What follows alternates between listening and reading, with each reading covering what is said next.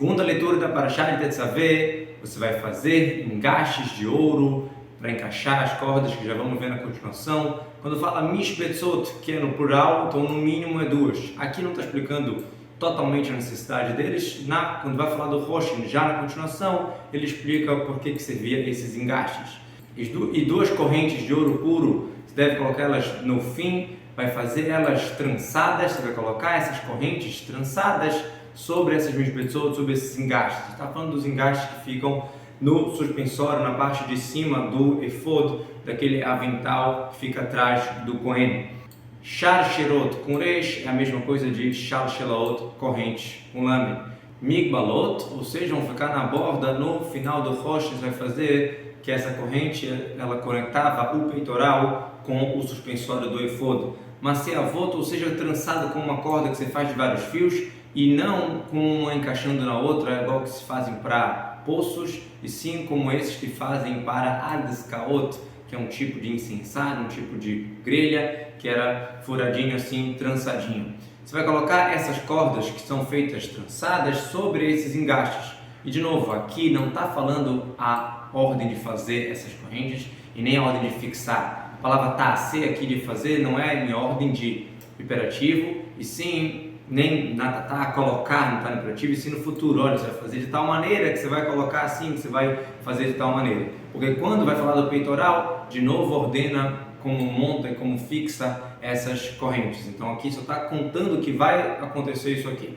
Por que fala isso aqui agora? Para mostrar a necessidade, um pouco da necessidade desses engastes. Olha, esse engaste fica na ponta do suspensório do efod. Para quê? Que é isso? Porque vai ter uma corrente que vai conectar ela com o peitoral. Então, por isso que fala, quando você vai fazer essas correntes, na extremidade, na borda do Roshen, vai conectar a outra ponta da corrente nessas engastes do efod.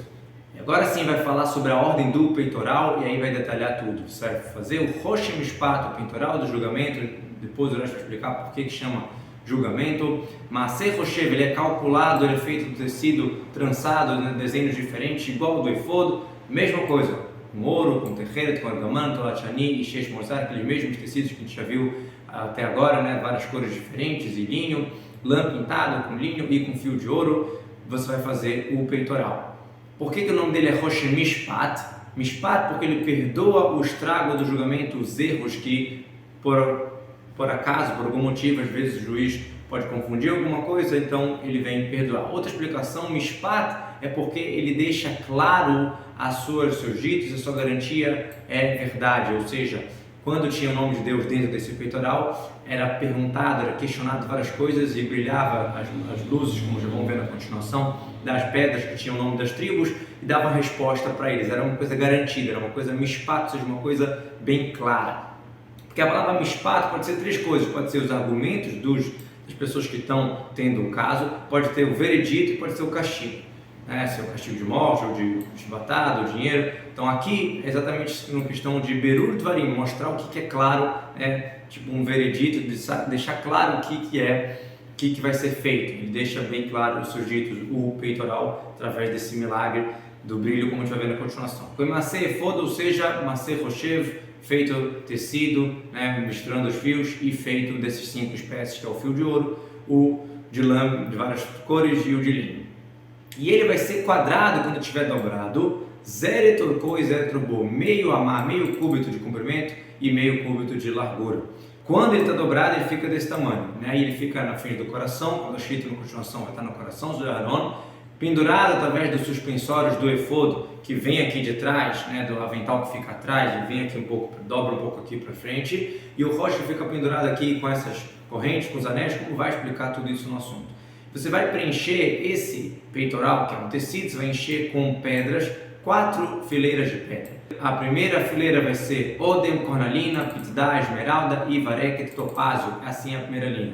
O que quer dizer? Você vai preencher, como as pedras elas preenchem os buracos, os encaixes feitos no tecido para colocar, se chama isso de miluim, de preencher, exatamente porque a pedra encaixa totalmente perfeita no tecido.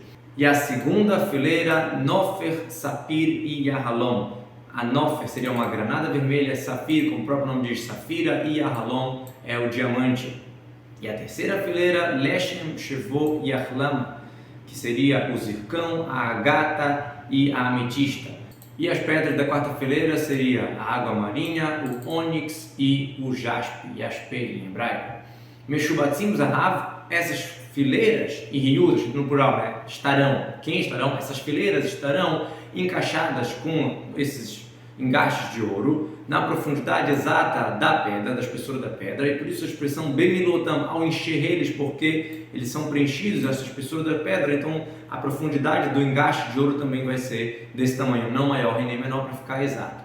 E essas pedras vão ser, de acordo com os nomes do povo de Israel, 12 pedras, com 12 nomes das tribos, dos 12 tribos, são filhos de Jacob, Bnei Israel. Piturreico, então vão estar cravadas o nome, cada um sobre as 12 pedras, para as 12 tribos. Ishal Shemot, que quer dizer cada homem com seu nome, na ordem do seu nascimento, assim também vai ser a ordem da pedra. Então, a cornalina, a primeira para Reuven, a esmeralda, a segunda para Shimon, assim por diante.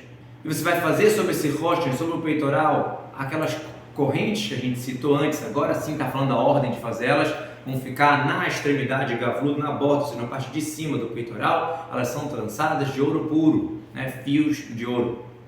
Sobre o Roshin, que quer dizer sobre o Roshin por causa do Roshin, para poder fixá-los com os seus anéis, como vai explicar na continuação. Sharsherot, a palavra Sharsheret, que quer dizer aqui corda trançada, ela lembra para a gente a palavra Shoras, que é a raiz da árvore, porque igual a árvore ela fica presa, fica fixada na terra, através das raízes, a mesma coisa também, essas correntes estão prendendo o Roshen para que ele fique preso no efod, no suspensório que vem aqui do avental. Essas duas correntes que estão faladas aqui é a mesma que a gente já falou ainda agora quando a gente falou dos engastes que ficavam no final aqui do suspensório. E a palavra Sharsherot, Menachem Mesuk também explicou de Sharashim, de raiz. Então aqui fala Sharshot, que lembra mais Shoras. Lá atrás falou Sharsherot, Menachem Mesruk, que é um sábio da gramática, explicava também, tem a ver com raiz. Rashi antes explicou que Sharsherot seria igual Shalshelot com lâmina. Isso que tem mais um reis, se é Shoras, raiz, porque só tem um reis, isso que tem Sharsherot, dois reis, é igual a letra mem da palavra Shilshon, a letra mem da palavra Reikam. Diz o Rashi, eu não concordo com os ditos deles, e sim eu digo que Sharsheret seria igual a Shalsheret, que é corrente na linguagem da Mishnah. Gavlut é a mesma coisa que a gente falou antes, Migbalot, que ficava na borda, ou seja, você vai fazer essas correntes aonde elas vão ficar fixas nos anéis, que vão ficar exatamente na borda do rosto do peitoral em cima. Sempre a palavra Gvul, que é a demarcação, limite, linguagem de extremidade, Katsir. Mas é avot, trançados, vários fios juntos como uma corda. Você vai fazer sobre esse Roshin 2 anéis de ouro, você vai colocar esses 2 anéis sobre as duas Ktsot, as duas bordas do peitoral. Que quer dizer sobre para a necessidade. A palavra al como quer dizer para o Roshin, para o peitoral, para poder fixá-lo.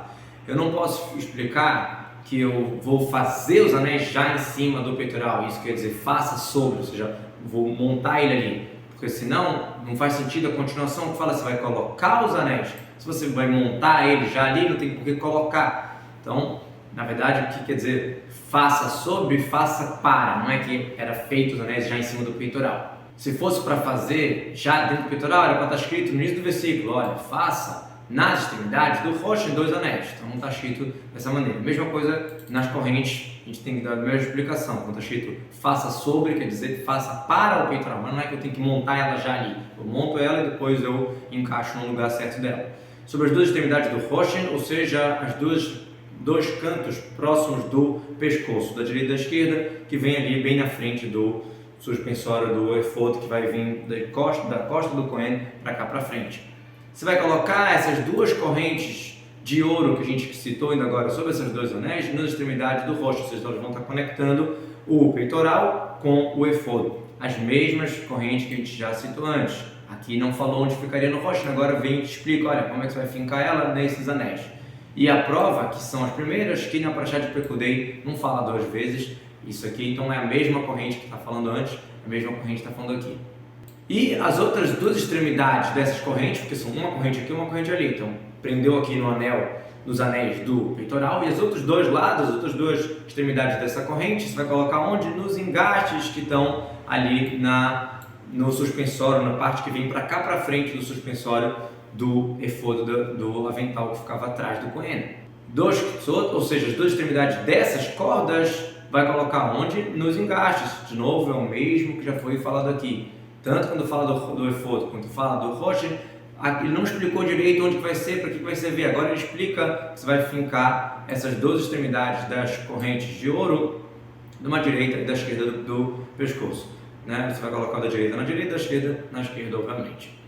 Você vai colocar esses engastes aonde? Na kitfot efod, na parte do ombro, na parte do suspensório do efod que vem para cá, exatamente para não cair. Só que ainda dessa maneira, como fica, está preso aqui, muito bom. Ainda a parte de baixo do peitoral está andando e batendo na barriga do Cohen, não está presa nele, por isso que vai precisar de mais 2 anéis na parte inferior, como já vai explicar na continuação.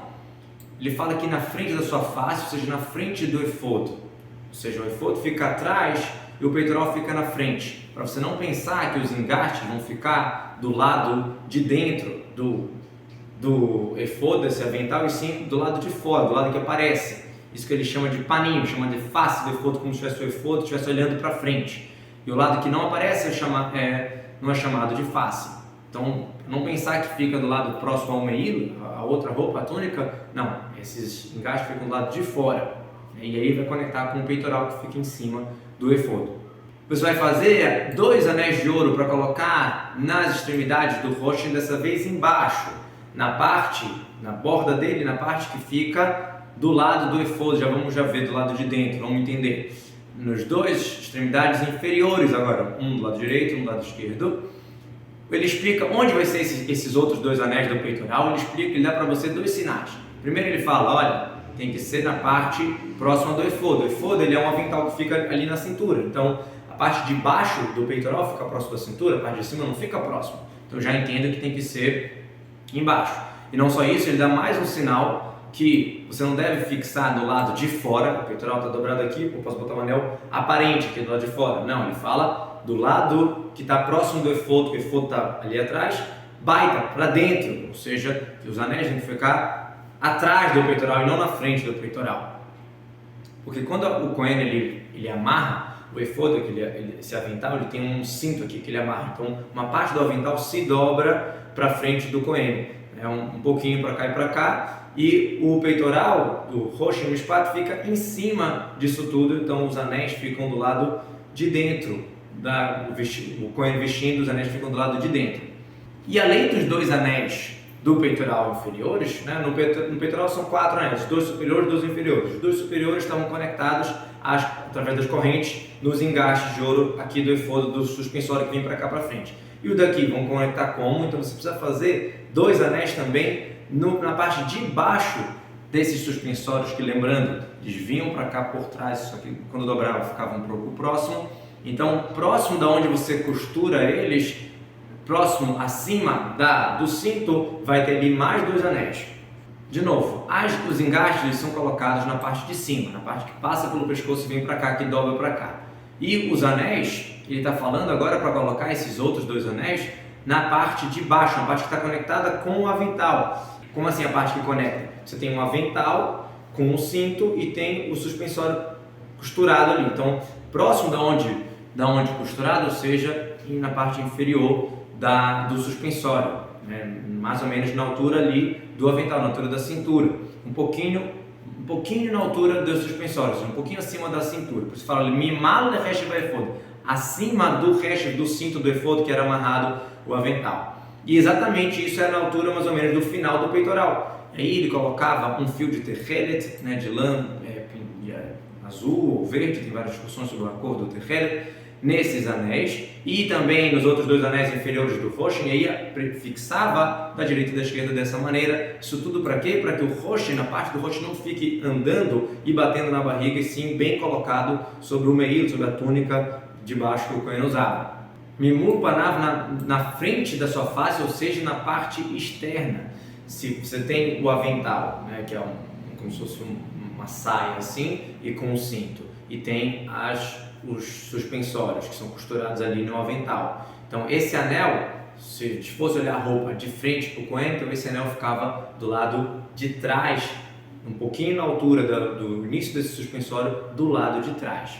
E vocês vão fixar o rosh através dos seus anéis com os anéis do efod, esses que a gente acabou de falar, com um fio de terrelet, de lã azul, para ficar colocado sobre o resto do efod, ou seja, para o peitoral ficar em cima do cinto do efod que é amarrado e não vai sair o rosto de cima do efod. A palavra veio que é linguagem de ribur, de unir, de conectar, como Merurseish, que é grupos de homens Rechaim que estão se juntando, ou Arechassim Lebekaj, montanhas vão virar uma planície, montanhas que estão muito próximas uma da outra, que nem dá para descer no vale entre elas com muita dificuldade, então elas vão virar uma planície, vai ficar fácil de andar. Então, Arechassim é de conectar, então conectar o rosto com o efod através desse fio de terrelet, para ele ficar em cima do resto, ou seja, para ele ficar bem grudado em cima do cinto do efod, e não vai sair. A palavra Izar não vai arrancar, não vai desconectar.